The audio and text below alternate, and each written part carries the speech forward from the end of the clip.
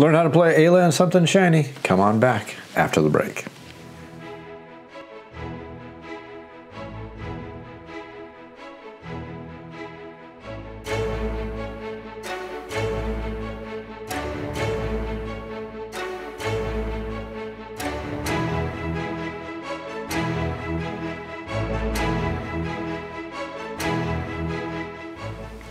Hey everybody, welcome out to Shelf Board Game Reviews. This is a YouTube channel dedicated to the tabletop gaming hobby. And this video is part of the video series looking at Ayla and Something Shiny. Now, Ayla and Something Shiny is a one-player solo adventure game where you've been playing through multiple different chapters. This video I'm going to teach you how to play the game. If you have any comments or questions, make sure you leave them down in the YouTube comments down below. I will get to them as quickly as I can. And also feel free to email me at Off the Shelf Board Game Reviews. That is otsbgr@gmail.com. I'll do my best to answer your questions as quickly as I can. If you enjoy the content and you enjoy the videos I put out there, think about supporting the channel over on Patreon.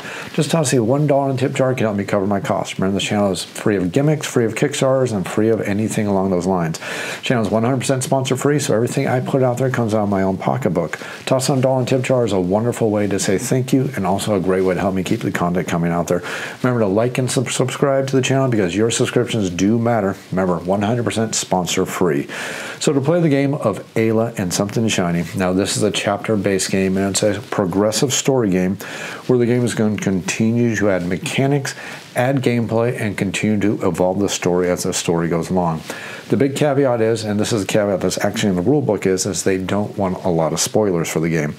So having said that, I'm only going to teach you how to play chapter number 1. Now there's a 0 chapter, and it goes all the way up to chapters number 5. The 0 chapter is an extremely easy introduction to the concepts of the game. And remember, this is a game for ages 8 and up. And while the game is for ages 8 and up, this is definitely a game that a little bit younger players can play, especially with a parent who wants to interact with the child and help them enjoy the storyline. Now, the basic, to minimize spoilers, because I don't want to do a lot of spoilers here, but the basic flow of the game is that you're going to be going through an adventure based on cards. Now, the cards are going to evolve the adventure, and every card is going to have you making decisions. The decisions you make from every single chapter can potentially, and I'm going to say potentially because a couple of your decisions, not all of them, but some of your decisions you're going to make are going to carry through entire story. So the decisions you make in chapter number 1 could, okay, they will. They're going to carry forward all the way to chapter number 5. So if you make a decision, it's going to matter. Now, these aren't decisions that are going to be traumatic. They're going to be more decisions like decisions such as, I'll show when we get there, but basically you're going to make a decision to gain a power. The trick is you're going to get one of 2 powers, and the decisions you make, you're going to carry through for the rest of the chapter. You'll never see the other power again because the card that gave you that is going to be removed from the storyline. So the game, again, minimizing spoilers here, sorry about this, but the game is going to add mechanics. Chapter number 1 is very simple. Chapter 2 is going to add a memory mechanic.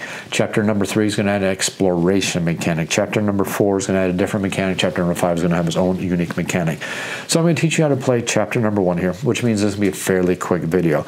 The rest of those chapters each usually have pretty much a 1-page rule add-on. Now, it's a little bit larger than 1 page because there's going to be lots of artwork in there, but pretty much it's just 1 page of extra rules. If you understand the prior rules, it's really easy. We're just going to carry forward. It makes the game nice and easy. So without further ado, I'm going to teach you how to play chapter number 1 of Ayla and Something Shiny. So the first thing we need to do is we need to grab our chapter box out of the box. Now, this is our save box, and we're going to use this to save our story as we're playing the game. The decisions we make are going to put into this box right here. And at the start of every single adventure, we're going to pull out components from this box. This is not going to happen until chapter number 2, so you can completely ignore this box. And what we need to do is we're going to bypass chapter number 0.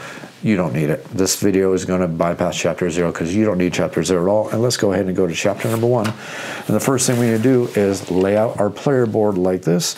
And this is going to be the player board that we're going to be playing on. There is going to be our present story, where we're going to keep the current deck of present cards of things that are occurring to the storyline. And then we're going to see 4 more decks of cards that go along with our chapter box right here. One set of cards is going to be our special cards and our advanced cards. We're going to ignore these. These are going to be explained to you in chapter 2, and then finally these are going to be explained to you in chapter 5. Completely ignore these. You can stick these back in the box. We don't need to worry about these at all. Don't worry about them. Next up, we're going to have our habit cards, and then we're going to have our item cards. These are things we need to worry about, so let's go and pull those out right now. Now the habit cards are going to be numbered from H to show that they're a habit card all the way from 1 down to the later habits. And don't look at these. If you ever forget, there's a nice little reminder on the front of these cards that says, hey, stop. You don't want to spoil the game, right? So don't look at these cards. Don't spoil anything for you. Another thing to understand is you will never shuffle a deck of cards unless the game tells you to do so.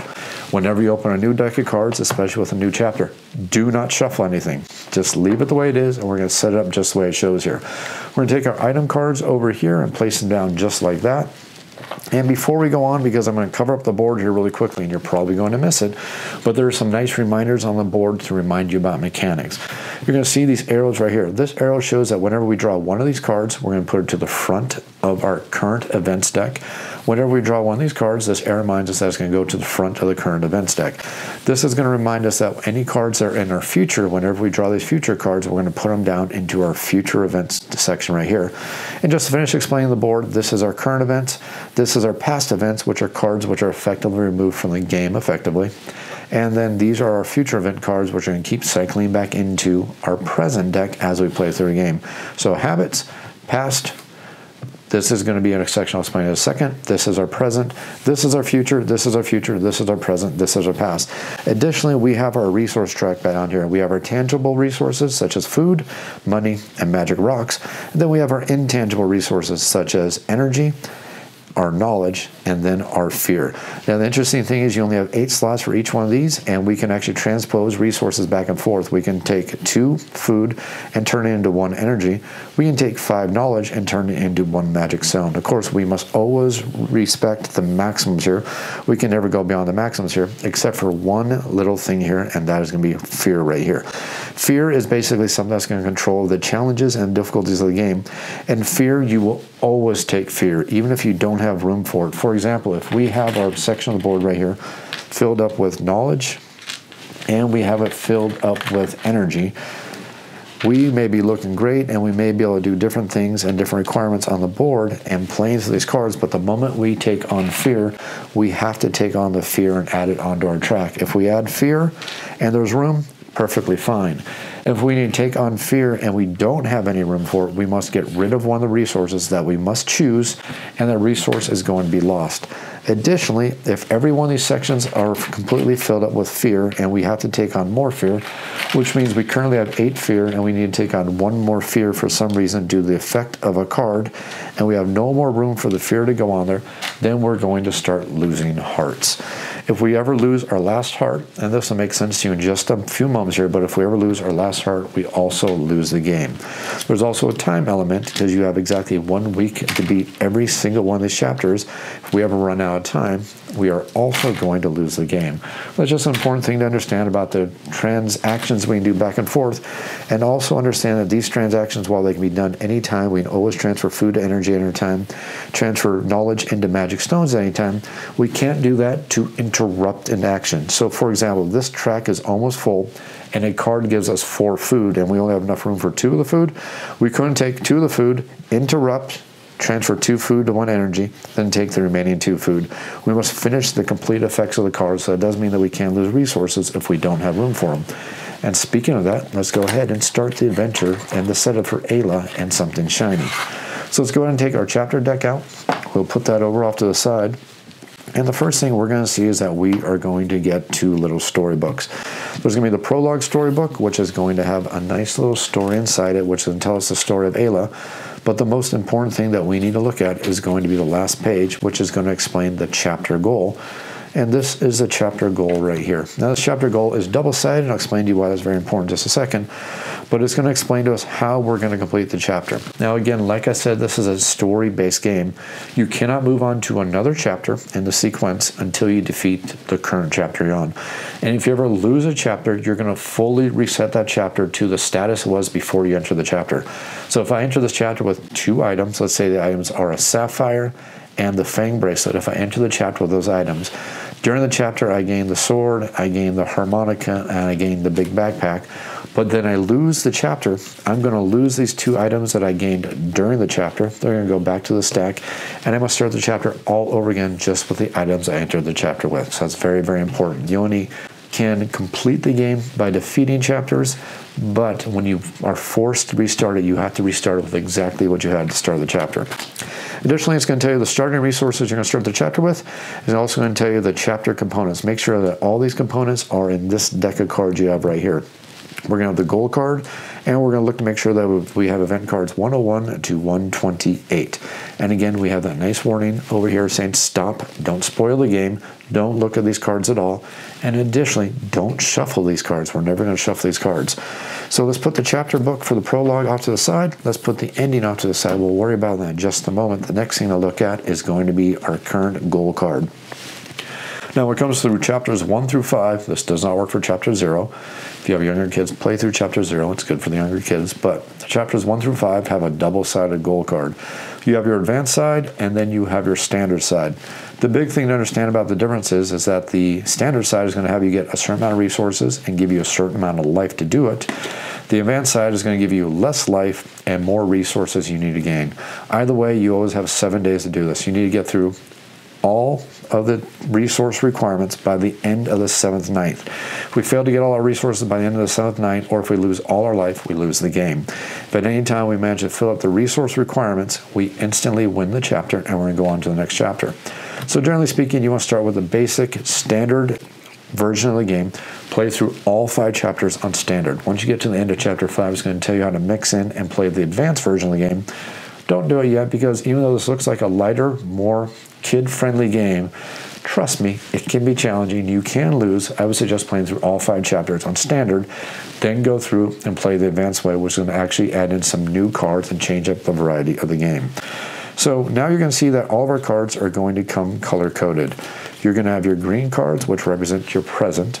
You're going to have your blue cards, which will represent the future. And then finally, you're going to have your red cards, which are going to be events that are going to modify the present. Don't shuffle these. It's okay if this stack gets shuffled. It's okay if this stack gets shuffled, especially when it comes to cleanup and setup for the future. But having them organized in order will make it easier to play the chapters at a future time. Make sure when you're setting up every single chapter, though, that the green cards are always in numerical order from the smallest number all the way to the largest number. And if it also helps, the chapters, the first number right here represents the chapter. So all the chapter 1 cards are 101 through whatever one number happens to be. All the chapter 2 cards start with a 2 to whatever. All the chapter 5 cards start with a 5. So when we're playing chapter 5, the very first card we should see is 501. We're playing chapter 1 right now, so the very first card we should see is 101. Make sure these are all in sequential order. Once we verify that, we're going to put all these cards into the present. We're going to take all the present modifier cards and put them on the left, which is going to be our red cards, and we're going to put all of our future cards, which are going to be our blue cards, are going to go over on the right. The only thing left to do is to put our hearts on our goal card, and these hearts are going to be how we're going to judge how close we are to losing. Remember, we lose the game if we don't have all these resources gathered by the end of the 7th day, or we lose instantly if we lose our final life. That's the complete set of the game. Super duper easy. Then we just go ahead and start playing the game. The very first thing we're going to do to start playing the game is you simply draw the top card from the present deck, place it in the center, and we flip it over, and it's going to give us a little bit of story text. Basically, every single one of these cards is going to be broken down. This is going to be the card number. This is going to be the title of the card. It's going to give us a little story text, and then it's going to give us a couple options. Maybe it'll be 2 options, maybe it'll be 1 option, maybe it's going to be 3 options, but we need to make a decision and decide which one of these options we want to do. Now, the important thing to understand is that if there's ever an option right here, some of the cards may require you to pay a resource. If you cannot pay the resource at all, and you must pay the complete cost of the resources, you cannot take that action at all. So for example, this card right here is nice and easy. We pick number A, gain 3 energy, and put card number 110 into the future deck. Or we can explore the forest and gain 2 knowledge, and we're still going to gain card number 110. Next, you're going to notice some symbols over on the right of every single one of these cards. Now, these symbols are going to judge where this card goes after we made the decision from this card. Now, again, we can only pick one of these options. We can't pick both. We pick that option once and one time only, and then we have to move on to the next card. So showing this in the gameplay format, I would look at this card and I'd say I'm either going to take 3 energy and card 110, or I'm going to take 2 knowledge and card number 110. Well, looking up here, we see that energy is not a requirement for a goal, and knowledge is not a requirement for a goal. But knowledge can be used for magic stones, and we do know that magic stone is one of our requirements. And energy is also something we need to survive every night. You'll see how that works when we get to that at the night phase. We're still in the day phase. The game's broken into a day and a night phase. We're in the day phase as long as we have at least one card left in the stack. Once the last card is drawn from here, that's when we enter the night phase. So let's go ahead and make a decision here. Let's decide that we're going to take 3 energy, and we're going to take the 3 energy, and since this is an intangible resource, we're going to place the energy over here in our intangible resource section. Now remember, we can have more than our total right here. And then additionally, we're going to take card number 110, and don't forget the arrows. This card is going to go into the future. That's very important. Now, since we have a left arrow right here, this signifies that this card is going to go into the past. So let's flip this card over and put this card into the past. And this card will never come back into this specific chapter. It's gone from the game, so we're not going to get to see the other option or get that other option. Now let's go over all the decisions and the choices and the way these cards can interact. After we make a decision on a card, it's either going to go to one of 3 places. It's going to go to the left if that decision causes it to go that way, which means it's going into the past. And we will not see that card again this chapter, which basically means this is a permanent decision. We're either going to gain card H01 or H02, and these are habit cards. But this card right here, doesn't matter what decision we're making, it's going to go into the future. This symbol right here signifies that this card is going to go back into the stack it came from. And I'll show you exactly how this works on the board. So showing these 3 cards on the board, if I had this card and this was my current present card, after I made my decision, this card is going to go into the past because that's the direction the arrows are going. If this was my current card and I picked one of these decisions, this card is going to go into the future. And this card was my current card and I picked one of these decisions. After this card goes into effect, it's going to go back into the current event randomizers or modifier stack, and it's going to return to the deck it came from. And that's basically the 3 ways the cards are going to go. You're basically going to take a card, look at it, make one of the decisions. After you make the decision, the card is going to go wherever it needs to go, either into the future, into the past, or back to the section it came from. Sometimes, though, cards are going to require you to have resources, and sometimes cards are going to require you to make a decision. Now, for example, this card right here is going to force you to pay a resource cost. If you cannot pay this resource cost, you can't make this decision. So, for example, this one says option A or option B. If I pick option A, this card is going to go into the future, which means I may get a chance to get this card back at a later date. If I pick option B, this card is going to go into the past and it's going to be lost, but I have to have the resource to do so. So looking at my current player board, we see that I don't have any carrots right now. So that means I can't pay the cost. So that means I can't choose this option at all, which means I am not going to be able to get this card at any time. So if this card was my current card, and I was trying to see if I can take this current card, I don't have the carrot to spend, so this card is not going to go into the past. I'm not going to gain card 124. This card is simply going to go into the future, and it may come back at a later time. Next up, you're going to get cards that are going to give you multiple choices where you can do multiple different things. I can either A, use money to buy carrots on a 1-for-1 basis. I can B, sell carrots to gain money. Or I can do option C, which is going to spend 3 money, and I have to have 3 money to do so.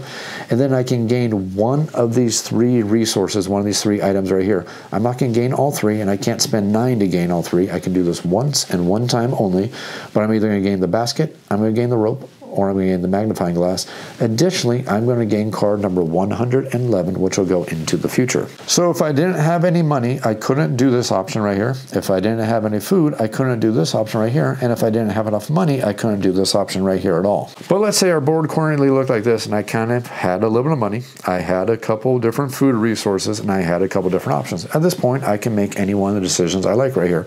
I could spend money to buy food. I can do any amount up to the total amount of money I have. I could sell food to gain money, and again, I can do this up to the total amount of food I currently have. Or I can do the third option, which is to take all 3 of my food, or I'm sorry, all 3 of my money, spend all 3 of the money, and either pick the basket, the rope, and the magnifying glass. And I don't know why I need one of these items, how it's going to help me, or in what way it's going to modify. I need to go ahead and choose that. Take that item, and the nice thing about items is when you gain the items, you permanently gain those items unless some effect specifically tells you to get rid of that item. So for the rest of the chapters, all through 5 chapters, I'm going to have a rope, and it might help me multiple different times. But you see that since I picked the final option right here, this card is now going to go into the past, which means it will not be seen anymore during this chapter. There is one little thing to remember, though. Make sure that you're looking at everything you gain from the cards. This one says I'm going to gain card number 111, which will go into the future. And then we're going to continue to do this, keep on looking at the cards and taking their various effects. But eventually, you're going to run into cards that are going to say, if you have something, you're going to get a better effect. For example, this card says, if this card comes up, pick option number A, and then you can get a carrot. But if you currently have the tool basket, and you actually have to have that currently in your inventory, in this example I don't, I only have the rope. But if I happen to have the tool basket in my inventory, instead of gaining 1 food, I'm going to gain 3 food. Now, this happens to be my current card. Obviously, if I have the tool basket, I'm going to take the better reward. But if I don't have the tool basket, I get to get the lesser reward. So either way, this card is going to go into the future. And since I don't have the tool basket, let's just go ahead and take 1 food and put this card into the future. Now, this is going to keep going. We're going to keep looking at the cards, making decisions depending on the results that we have. For example, if I don't have the knowledge to spend right here, I can't pick this option right here. So the only thing I can do is to gain some fear, put this card into the future. Looking at this card right here, I can look at the choices right here, make a decision, gain possibly 1 knowledge. Since I have room for it, possibly gain card number 113, which will go into the future. Don't look at the card.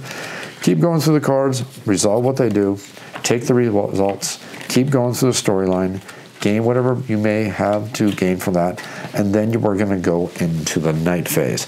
During the night phase, this is where we're going to take the night phase, which is going to be broken down into 3 phases. We're going to get the chance to start moving some resources over to the requirements. In Chapter 1, there's a limit to how many resources we can move. We can move 1 or 2, but no more than that. So I could move up to 2 resources to cover up 2 of the 3 carrots I require to complete this chapter. I don't have any money, and I couldn't move it over there anyways because I can't move any more than 2 resources. Next, I must make a choice. I must either spend 1 energy or I must lose a heart. If I have an energy, most likely I'm going to spend it, but sometimes you may not want to, may want to sacrifice the heart. Either way, whether I spend the energy if I have it, or if I don't have any energy at all and I spend the heart, it's going to move over here to signify that that day is complete as we slowly move up the track. Fortunately, in this example, I actually have a lot of energy, so I'm going to spend the energy right here to complete the day. And then finally, it's going to tell us to take all the future cards, shuffle the future deck up really, really good, completely have it shuffled, and then once it's shuffled, it's going to move over into the current stack of cards, and then we're going to start the next day, doing the exact same thing that we just went through, drawing individual cards, revealing the cards, making decisions, gaining rewards, and figuring out exactly what we're trying to do with the eventual goal to fill up the requirements for our goal card before the end of the day or before we lose all of our life. If we manage to get all the way through the entire chapter by completing the requirements before we run out of time or run out of lives, we're going to read the ending card. Now, the ending storybook is going to give us a little bit of story, and I'm not going to have any spoilers here, but it's basically going to tell us a little bit of some additional rules. And in this case, it's going to tell us how to use Ayla's diary, which is going to track our progress, give us their storyline. It's also going to tell us how to use the save box. Now, the save box is going to give us the option of carrying our storyline through multiple chapters. And things that go in the save box is going to be any items that we gain, any habits we gain, and they're going to go right into the save box. And then when we start the next chapter, any habits we may have gained, we can go through all the habits that we've gained. So, for example, if we gained a couple habits, let's not do any spoilers here. Let's say I managed to gain these 3 habits right here. I can look at all 3 of them, organize them in any way I want for them to come up just like that. And then the new chapter is going to start with all the green cards in front of these, ensuring that our habits are going to be the last 3 cards we're going to draw out of that. Additionally, any items that we have are going to carry over into the current next chapters. We're going to keep these for all future chapters until a chapter or an item causes us to lose that specific item. But the eventual goal is just to go through, carry out the requirements for all the chapters, getting all the goals for all these chapters, getting through the final chapter, chapter number 5, of winning the complete storyline. Once we've gotten through chapter number 5 and completed it, then we can start playing the game on advanced mode, where we're going to take some of the cards out of the earlier chapters, chapters 2 through 5, and we're going to replace those cards with the advanced cards. We're also going to gain some different challenges, different ways to play the game, and like I said already, playing on the advanced mode is a little more challenging because we have less life to do it. We have more resources we need to get, and the game does amp up and increase the challenge and the difficulty as we go through these chapters. Additionally, we also have Ayla's diary, which is going to be a log where we're going to track the story and the progression through the story and the campaign as we go through. This one page is going to be used for our entire playthrough, and we're basically going to track as we go through. This is a check mark we're going to use as we complete Chapter 0, Chapter 1, Chapter 2, signifying which one of the endings we got, Chapter 3, which one of the endings we got, and yes, we see that the chapters do have individual endings. We're going to track the items that we gain throughout the story, and this is really important because, like I said, when we fail a chapter, it's going to fully reset all the items and the habits and everything we have. So if we fail the chapter, we can always look back on this list right here to see which are the items, which are the supports, and which are the habits we already have as we enter the chapter, reset the chapter, and continue our storyline. And this is a nice place to keep notes. This is a great thing to do if we're playing this game as a family game, to keep notes as a story and our journey with our younger family members as they play through the game of Ayla and Something Shiny. Hope you enjoyed this video. I hope you enjoyed this video series. If you have any comments or questions, make sure you leave them down in the YouTube comments down below. I'll get to them as quickly as I can. Also, feel free to email me, off-the-shelf board game reviews. That's otsbgr@gmail.com. I'll get your email as quickly as I can. If you enjoy the content, you enjoy the videos I put out there, think about tossing $1 in tip jar over on Patreon. Just $1 in tip jar can help me cover my costs, help keep the channel growing strong. Remember, like and subscribe. Your subscriptions definitely matter here. And as always, thanks for watching. Check out the other videos in the series, the playthrough, the overview, and my final review for Ayla and Something Shiny.